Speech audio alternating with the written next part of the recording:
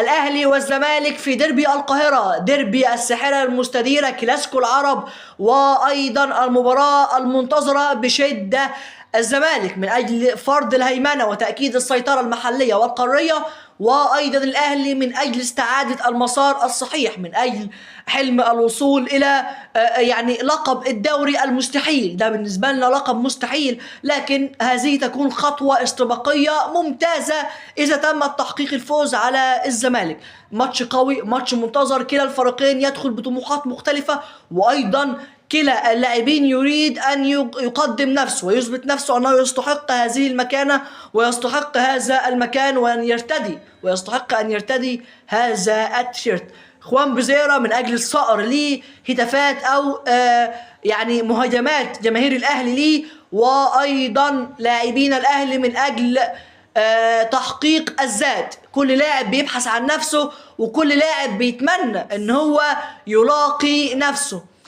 ما اعرفش ايه اللي هيحصل. توقعاتي في الماتش اعتقد الاهلي هيتغلب 3-0، يعني 2-0 3-0 في الحدود دي كده يعني. واعتقد ايضا ان احنا ممكن نستعيد الطريق الصحيح. ليه لا؟ ليه لا؟ انت ممكن فعلا تستحق الطريق الصحيح. النقطة الثانية ان انت يعني النادي الاهلي صرف مليارات مقابل الزمالك مش عارف يصرف فلوس.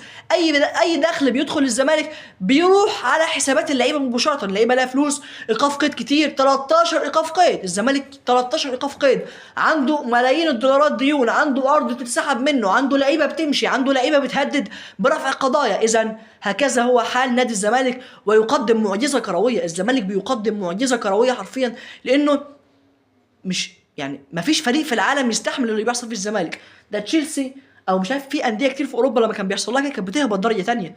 ما زال الزمالك شامخا منافسا، ما زال الزمالك واقف على قدميه، ما زال الزمالك متصدرا للدوري، ووصل لنهائي الكونفدراليه في ظل اصعب ظروف واقصى ظروف ممكنه لا يستحملها اي فريق في العالم.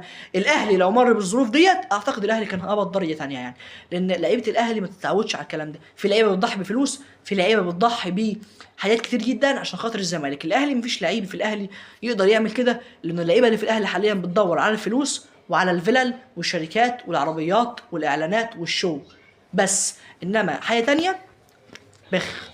اتمنى كلامي يطلع غلط، اتمنى الاهلي يكسب النهارده ويستعيد طريقه الصحيح ومساره الصحيح، اتمنى يطلع كلامي كله غلط والاهلي ولاعيبه الاهلي تثبت ان هي رجاله النهارده، وايضا يقدمون شيئا مختلفا. شكرا ليكم، ويا رب دايما نكون على قد الثقه، وماتش يكون رائع وممتع ان شاء الله. فيديو مهم